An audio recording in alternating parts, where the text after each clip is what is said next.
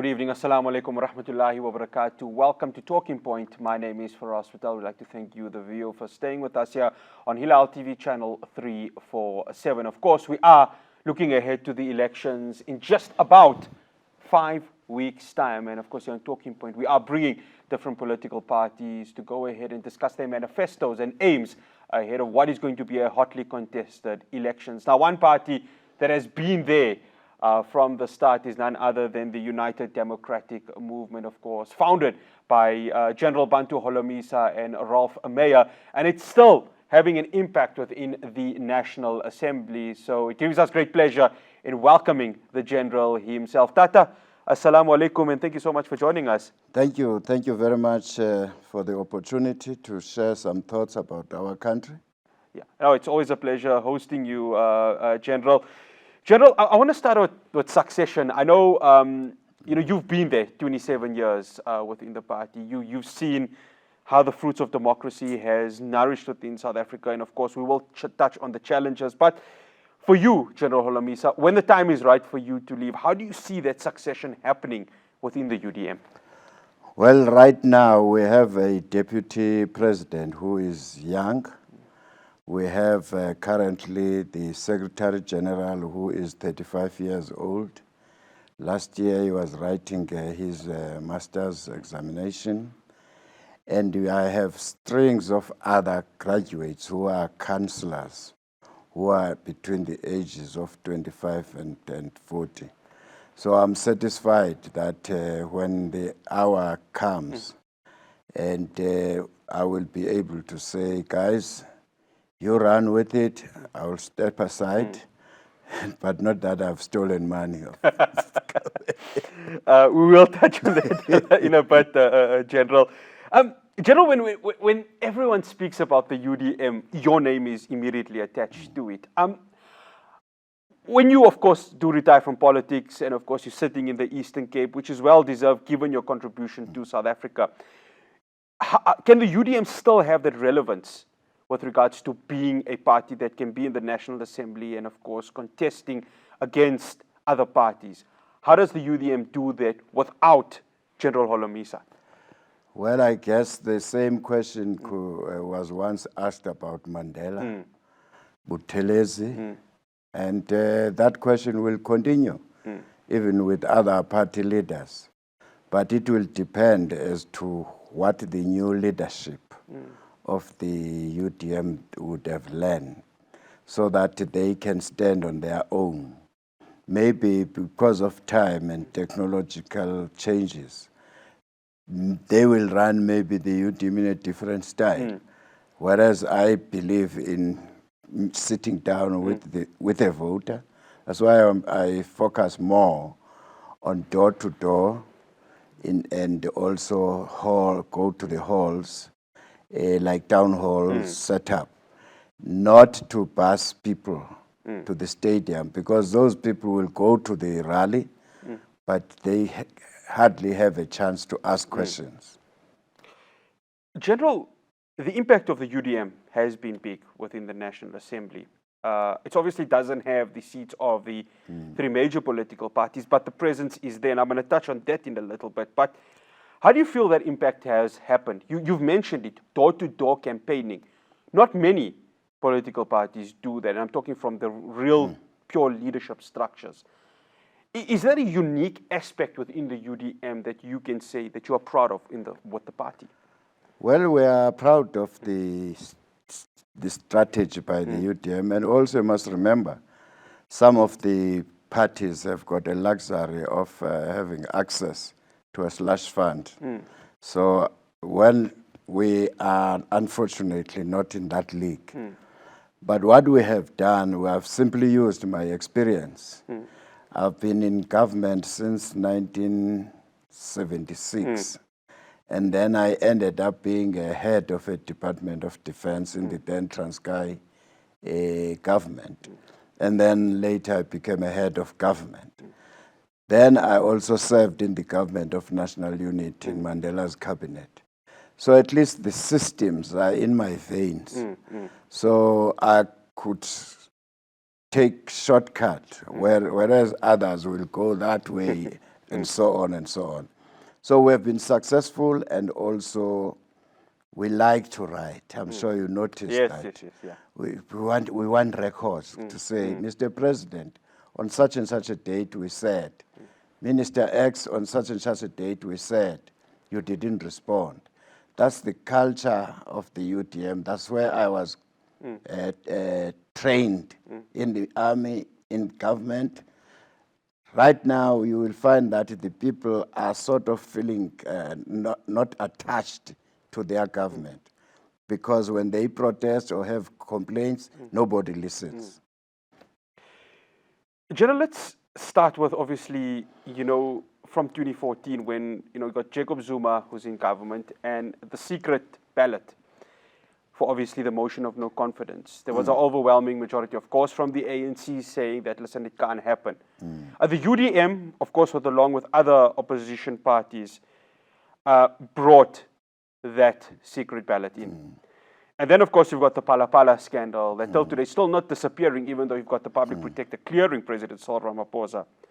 How important were these in bringing answers to be made for those in leadership and the accountability? Because ultimately, that arm of the state legislature is accountable to the public of South Africa. That's precisely why the UDM is boasting that we have been betting on a wicket of anti-corruption, a wicket of promoting ethics of good governance since 1999. And we are proud about our achievements, because some of the people we have identified have left their institutions, like the former chairperson of the IEC, Ms. Pensitlakula. We said she cannot lead us while she is embroiled into scandals of this nature.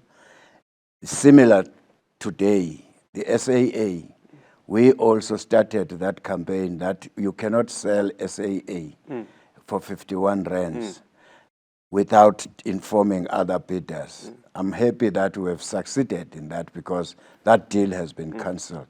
Today, again, it is the UDM which has caused a Speaker of Parliament to go and stay at home. So those are our achievements, and they are underpinned by need to account. Yes, when we decided to apply to the Speaker, then to ask to allow Parliament to vote secretly, because we vote secretly when we are nominate or elect a president. Why would we not be allowed to vote secretly when we have lost confidence in him or her? We won that case again at the highest, at the apex court of this country. So all along, we have been calling for people to account, lastly, on the accountability. It will never be solved as long as we allow politicians to usurp the powers of the accounting officer, that is DGs. That's where this corruption starts, because some of the directives are directives which are laced with corruption. Hence, you find this mess we're in now.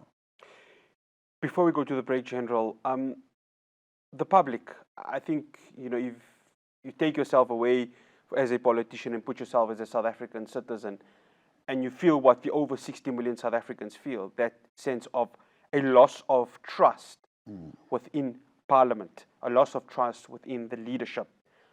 How can leadership return back that trust to people, given that this is such an important year for us as South Africans within the 30 years of democracy? As long as we continue to put all our eggs in one basket, that means let's move away from one-party dominance to run South Africa. The politics of coalitions should be our future in this country. Don't worry about those who are destabilizing local coalitions at local government.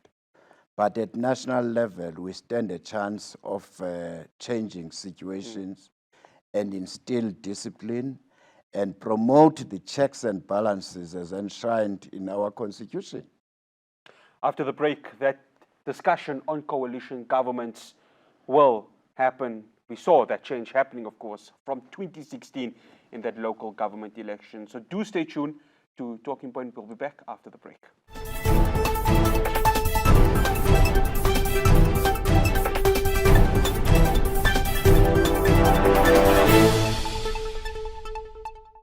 Welcome back to Talking Point. My name is Fahraaz Patel. I'm still in conversation with General Bantu Holomisa, the leader of the UDM.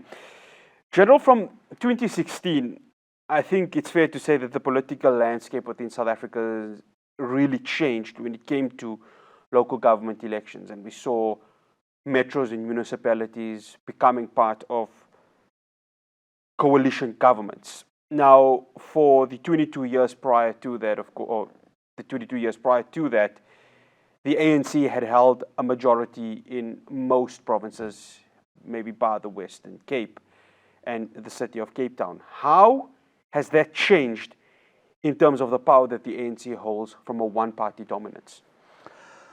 Well, we should thank the voters of South Africa because they began to see that voting for one political party is not going to help us. And it seems as if the ANC has not learned, because if you go to where they control these municipalities, the situation is getting worse. And where they lead these coalitions as well. So they are failing the people of South Africa.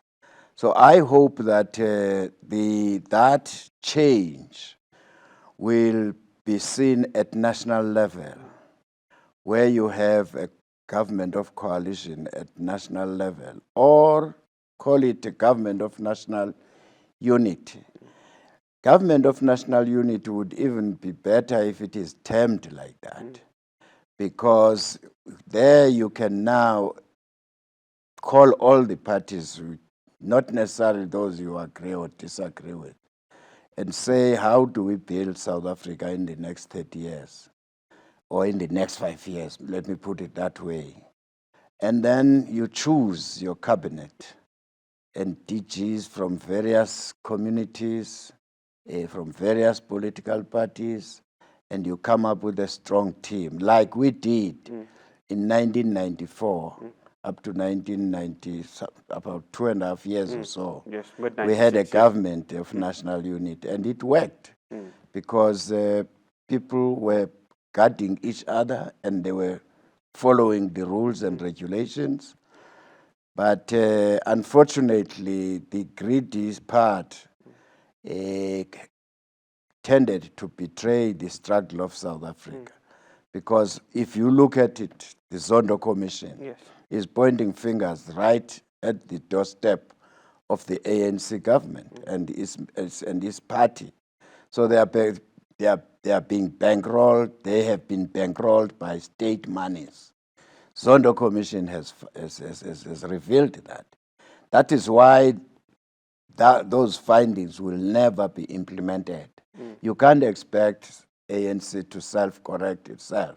But the government of national unity or a coalition government will definitely address the recommendations which have been put in that commission by Zondo. And that's where I'm going to touch on it in the third segment about the criminal justice system, which is part and parcel of the UDM's manifesto. General Holomisa, the coalition governments right now in the country, it leaves a sweet and sour taste in everybody's mouth, given that when we look at Tshwane, when we look at the city of Johannesburg, when we look at Ekurhuleni, and we went for a town hall manifesto of the economic freedom fighters on Sunday, and the residents expressed their disappointment in the way Tshwane is being run. And I've seen on various other media houses that many other metros have really collapsed because service delivery is not being delivered to the residents there. How does General Holomisa view coalition governments in terms of, can this model of metros work on a national level, the consistency that it needs to happen at? Well, the coalition at national level means that you are going to select a strong team which is going to implement policies, which is going to do an oversight, but not cabinet ministers who are going to direct DGs who must be given a tender for this and that. At least a level of accountability will be improved. and also the quality of people who will be serving at that level would be completely different with those who are at local government level. Because if you are a president, you cannot appoint anyone from your party only. You will have to have, you have a big basket to choose from, choose the best. But the question of deployment policy of the ANC tended to create opaqueness on issues such as how do you appoint a director general? Is that the duty of Public Service Commission or is that the duty of Luthuli House? That's where the problem is. So this time around, we will be able to separate politics, political party, and also the role of a government. I'm confident about that. What you saw at local government level, we failed, all of us, because it looks like the quality of the councillors which we choose are not meeting the requirements of those posts. Remember, the local government is the front line of any state. If you are faltering at that level, forget about the top structures. The coalition governments that we've seen, of course, prior to the elections that are going to happen, there are different formations that are happening. Of course, you've got the multi-party charter led by the Democratic Alliance. You've got another band, which of course could have the EFF, the MK Party, the ATM. Which one would appeal to the UDM in terms of a governance structure and your manifesto and sort of way in running the party? What appeals to the UDM? Firstly, there will be three streams the way I see it. First, the stream led by the ANC and its alliance partners. Then you have this second stream of DA and others. Then, as you correctly put it, there are other players which are in the loose. mix, yes. But what UDM would want to do, whoever calls UDM in a round table to talk about a formation of a coalition, we will be guided by our manifesto. For instance, we say there is no way that we can continue as black South Africans to continue to queue for jobs. 57 million blacks looking for jobs, which are run or managed by a tiny white population. In the last 30 years, we should have invested to our people so that they become manufacturers, wealth creators. We have not done that.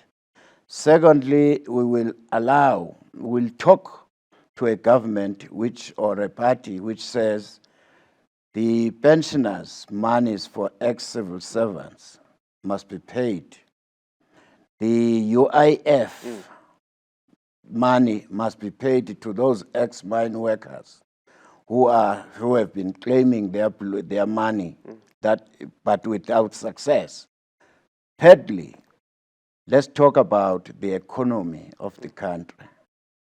What kind of economic policy do we have? What kind of industrial policy are we having, if any? And what kind of employment policy, if we have or if any? So those are the key areas. That is why the UDM is insisting that we did not finish the work at CODESA, especially economy, land, and property. We need to go back and finish off that work. We just panicked after Christian was assassinated, and we demanded a date for election. But fortunately, the Constitution has covered some of those areas we didn't finish by saying you must go and develop legislations to address the backlogs and imbalances of the past. So I will talk to that. But if you are you are represented, your priority is to represent the minorities only, you are not going to appeal to the UDM. You speak of CODESA, and it's an interesting point because you know more about it than probably most politicians within this country because you were there. Is there willpower to return back to CODESA to try and address what needed to be addressed in those early 90s, given the challenges that the country faces right now and the fact that there is no real willpower to go ahead and make that step up? In actual fact, we need that national dialogue, as we have suggested in our manifesto. We need it yesterday. Because if you look at the country, with the issues of racism are rearing their ugly head. If you look at issues related to crime, related to the economy, there is a need to have this national dialogue. But it must not be a dialogue for a weekend. You must stretch it, put, say, 18 to 24 months, and target every area where we think that we have failed in the last 30 years so that we can catch up. General, one final question before we go to the break. You were part of the ANC. You, of course, left, formed the UDM. COPE was another example. Musia Lekota, Julius Malema, when he was the ANC Youth League member, went on to form, of course, the EFF. The latest, of course, is Jacob Zuma and his MK Party. And I think we've seen the debacle that's happening there in terms of the name, in terms of whether he's going to be represented on the ballot paper. Is he the nightmare the ANC don't need right now? I think so, because he seems to be miles ahead of their thinking, lateral thinking. So every time they think that they can pin him down, because it looks like the ANC is led by a bunch of people who don't know the history of the ANC, who do not know the ANC. They don't even have the proper intelligence. For Zuma to surprise everybody in this country on the 16th of December, say, I'm launching this party or I'm in support of this party. And he has been trending, that party has been trending since then, to the embarrassment of the ruling party. So what we are seeing here, simple language. This is a split of the ANC. And the ANC will make a big mistake to think that Zuma is only in KZN. He's got a national footprint. It's like the EFF when it was established. When they expelled the executive of the Youth League, they immediately had a national footprint. So Zuma is going to strengthen the benches, the benches on the other side of the ANC. If the ANC doesn't do well, and then the opposition parties come up with a miracle to say, let's work together in the interest of the country, then ANC might see themselves on the benches on the other side. That's why you've got to love the politics in South Africa. Its former leader with a new party. What could possibly go wrong? After the break, we talk to the UDM's manifesto and, of course, some of the challenges, at least not the power crisis. Yes, we are 3 weeks without power, but who knows when it can return. Do stay tuned with your talking point.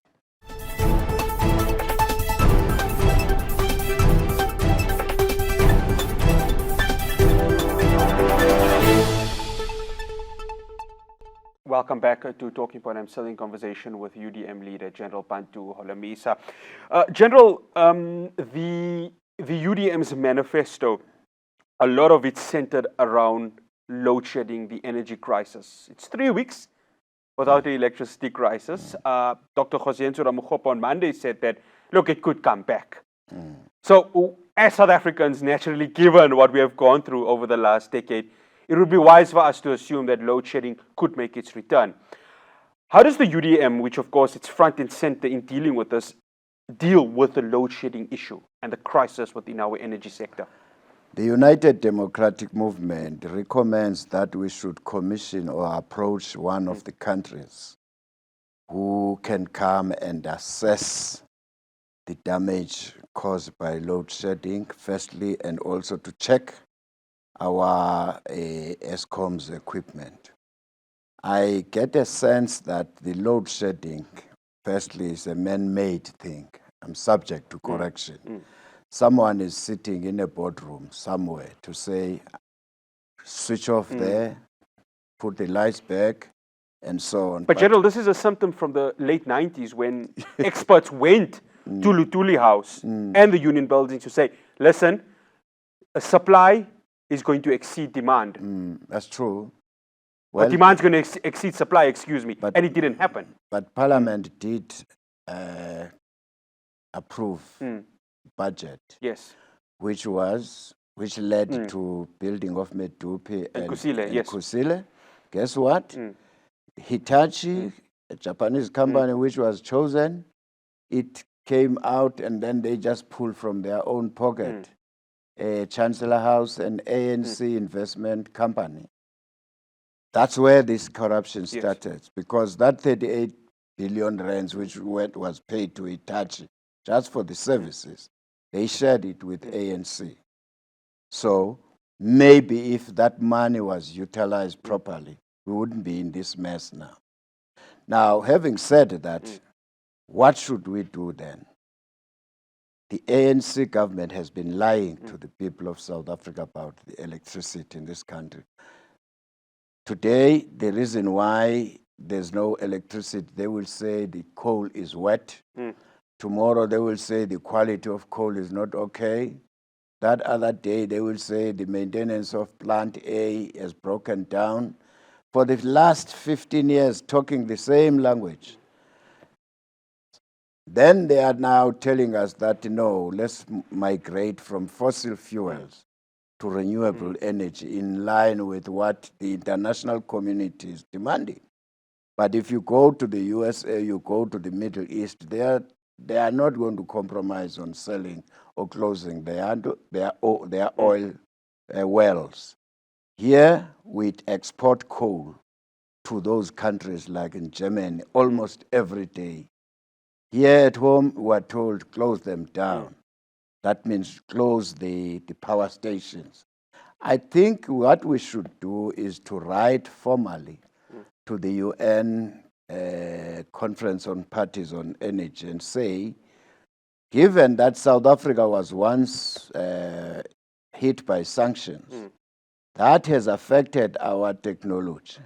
We are lagging far behind by about 20 years. We need a space to breathe.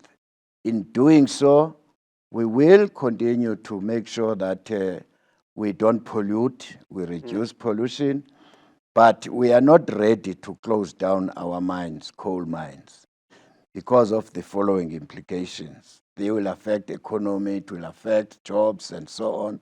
And secondly, is to make sure we know what is the cause of lack of generation of electricity. How reliable this new one of migrating to renewable energy quickly, and how much is it going to cost us to generate and also to transmit to various municipalities for distribution? Because this new system, it might require a new infrastructure for transmission that will run into trillions. Yet we are still faced with the backlogs and imbalances of the past, which we need to address. That is other socio-economic conditions of the country. So we cannot just be treated like any other country. General, you were in Soweto this week during campaigning. Soweto, like many other townships which were hit hard by the apartheid regime, have suffered in terms of criminal activities. You look at the Western Cape areas like Mitchell's Plain and Menenberg, where gangsterism is rife. And you've got a South African police service that is very tentative in dealing with this. How do we change crime? How do we make sure that citizens feel safe in their house? Because right now, it's very difficult for that to happen. Well, unfortunately, we have a group of people who have no hope, who always plan every day, how will I get food this evening? And then you have other people who come from different countries, who don't know the culture of South Africa, where they think that in order, if I want to take your tie away or your watch, I must take that watch away and then shoot you, so that they think that they are destroying evidence. It's that kind of South Africa we have today. It's no longer the old system where you just say, send police. They are unfortunately, the recruitment of the police itself, you'll find that there are also criminal elements who have infiltrated the police service. That's why more than 10,000 people, policemen, are facing different charges. So we need to come up with a new psych, analyze the situation first. What are the causes of this? Do policies of the government talk to each other? Industrial policy, Mr. Patel, where is it policy? How can we help the small businesses? Why can't we create a national fund and help those people in the townships to do the work, start their own businesses? Also, we need to train some of them as artisans so that they can maintain the infrastructure in the rural areas, in the cities, in the townships. So it's not going to be address one issue. They are all related to, because what is going to happen in future is when the people, like we saw in July Mayhem 2021, Yes. people, you could see that they were desperate. To them, it was a Christmas for some of them. Take advantage. They didn't even ask who is organizing this. They said, there's an advantage. Let me go and grab. I saw people with expensive cars. Yes. I saw that myself also. Like stealing expensive TVs. We had 80-inch Samsungs being taken. General, the criminal justice system, you touched on the Zondo Commission earlier on, and it's quite interesting. So the recommendations are there, and it's recommended high-profile individuals from the ruling party. It's yet to be implemented. And of course, this speaks of the powers of the NPA and the Hawks. Why is it still lagging? Why are we still at a point where those that have been recommended, those who benefited from state capture, are still sitting in very important positions, key positions within government that affects you and I and 60 other million South African citizens? Good question. However, you must know that even the cabinet ministers, including the president himself, is involved in the maladministration. He got money from Bosasa. Bosasa got money from government. Bosasa was used as a conduit by the ANC for their leaders and for the party itself.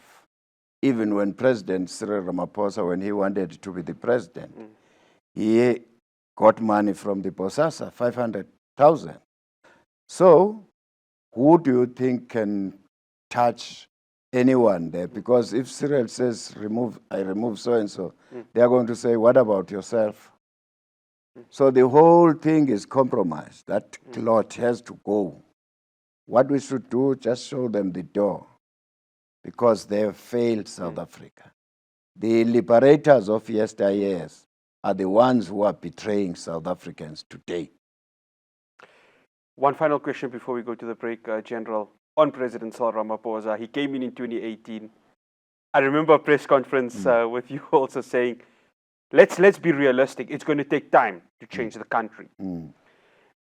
It's 6 years on.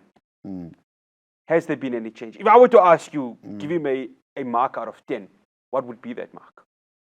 Well, I think I would give him, unfortunately, only 4 out of 10, because he has not been decisive in taking decisions on a number of occasions. There are a lot of things there which are lying in his offices. A good example is the ex-civil servants pensioners who claim that they have not been paid according to the years they served. Some joined government in the 70s, but when they retire, their pension is calculated as if they have joined in 1996. Cyril has got that information. He even said in Parliament, I've asked the Minister of Finance to form a task team to address this. He has not done that. I've been asking him in writing, asked him in Parliament. He just doesn't want to act. So if you have a leader of that kind, sorry, he must be sent home. And of course, the elections could be the platform for, of course, the voters to decide their future in terms of who they want as a leader. After the break, I wrap up my conversation with General Bantu Holomisa. Do stay tuned to Talking Point.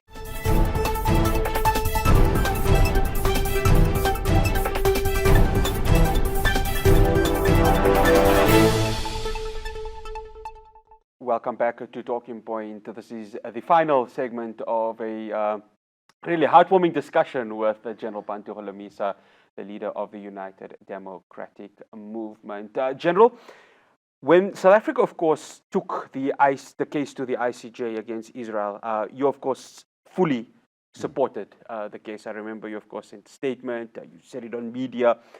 How important was that case? And I know, of course, there's so much of negativity around government, but the moral high ground was really for there to see. How important was it from a South African moral high ground perspective that this case was taken to the highest court within the United Nations? Well, firstly, let me give a background. Why are we here today and talking about this? I was fortunate in 1993. I was introduced by Mandela at United Nations General Assembly to Yasser Arafat and his team. There was a strong lady there who was a spokesperson for the PLO. Yes. Fast forward, when the Israelis bombed his offices and his house, Madiba and I, Madiba was already retired, and I had left ANC a long time ago. So I went there in Ramallah. After that, I think I was the first politician of South Africa to go to see Arafat. Then Mr. Arafat says, please, we know that Mr. Mandela is retired. We thank him for sending you here. We know you're not representing government. It's private between you and Mr. Mandela. Please, he must issue a statement and condemn this. Here today, we are here.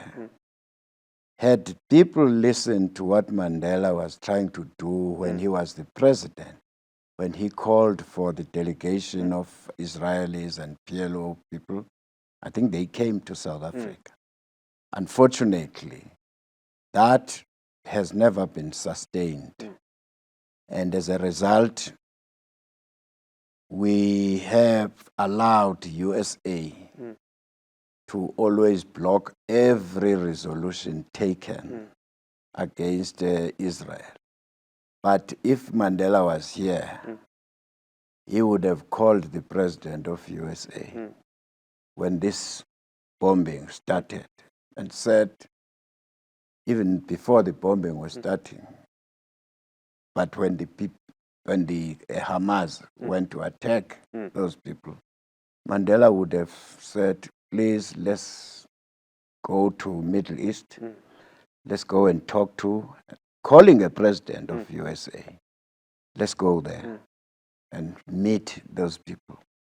I know how he used to call Clinton when he was the president. Even when the Bush the senior, when Mandela was not a president of the country, but he would call him direct to say, Mr. President, please support our OAU resolution to send monitors to monitor violence in South Africa. I was there with Mandela in 1992. Bush instructed his ambassador. So we missed that aura currently. I wish that all people involved can swallow their pride and sit down. Unfortunately, here in South Africa, you have got many groups who are confusing, also campaigning or lobbying, and others you could see that some of them are just want to make money out of this thing. What South Africa need to do, South African government, is to go to the Middle East and Israel or whatever, and Hamas and Gaza rather, and Ramallah, and say, firstly, we want to talk to the PLO and Hamas. Talk one language. Then after that, facilitate for Israel government and that group and USA. I'm sure we can get a solution. The Muslim vote, I want to talk about here in South Africa. You've known many, people of the Islamic faith. If you've associated yourself, whether it's business, whether it's civil society. To the Muslim voter that's watching, and of course here at Hilaal TV, we've got a lot of non-Muslims that also watch us, and that's the beauty and the diversity of us as South Africans. But if you're appealing to the Muslim vote, General Holomisa, what do you tell them? What do you tell them that can inspire confidence within the party? Well, the United Democratic Movement, as I've said earlier, has been betting on a wicket of anti-corruption, promoting ethics of good governance, and calling for the accountability. And we have had many successes without having 200 members of parliament. 2 seats, but I'm sure you know, we have embarrassed those 260 members of parliament who get more airtime but saying nothing. So the United Democratic Movement stopped the selling of SAA. The United Democratic Movement was the one which brought secret ballot in this country. It's the UDM which chased away the legislation for floor crossing.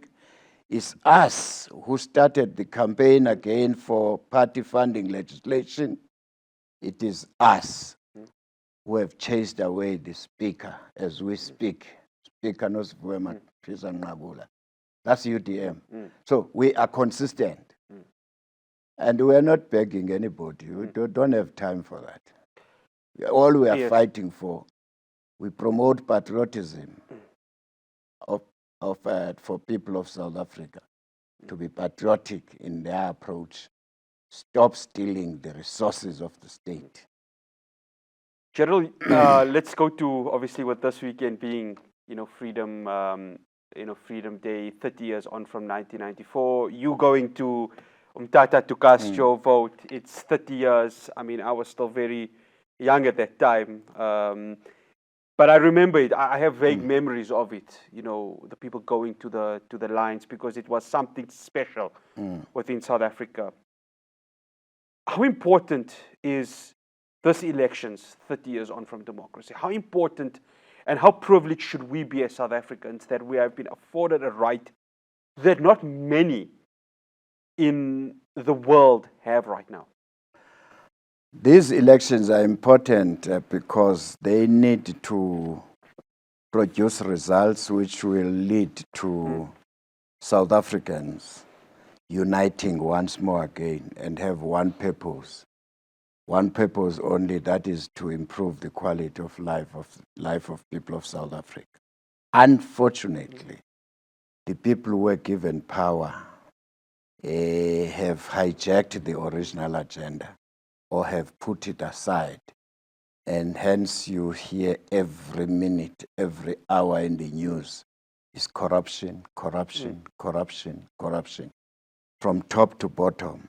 We need, therefore, to say we are here to celebrate a change of the way we do things and the route we have been traveling.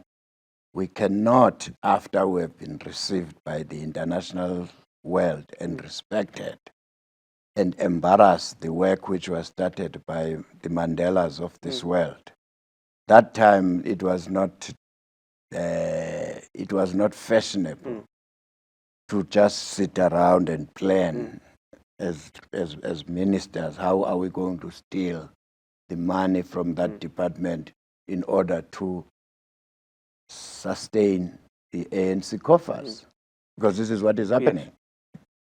General, we always speak of leadership because it's a top-down approach. The citizens will look to their leaders. And when we look at, obviously, when South Africa was in that euphoria in 94, you know, we always use sports, you know, Africa Cup of Nations, the Rugby World Cup, you know, cricket, everyone started going to cricket games. Our Olympians were doing well in the Atlanta 96 Olympics. We always use that as one part of euphoria. But there was also the euphoria of politics where everyone had that renewed hope. You had Nelson Mandela casting his vote. You had the ANC winning at the time. You had the sense of hope. Ethical leadership is something that we don't have right now. How do we change that? How do we reinstill confidence to the public that it's still there, given that we are still very far from that happening, but this is an election to allow that to occur? Solution, we must never put all our eggs in one basket. You are given an opportunity on the 29th of May to make sure that we move away from one-party dominance. ANC, there's nothing which they can claim they've done for the people. This is a great opportunity. Everybody must go and vote and use this. I won't even name it, but merely making sure that you know what you are voting for.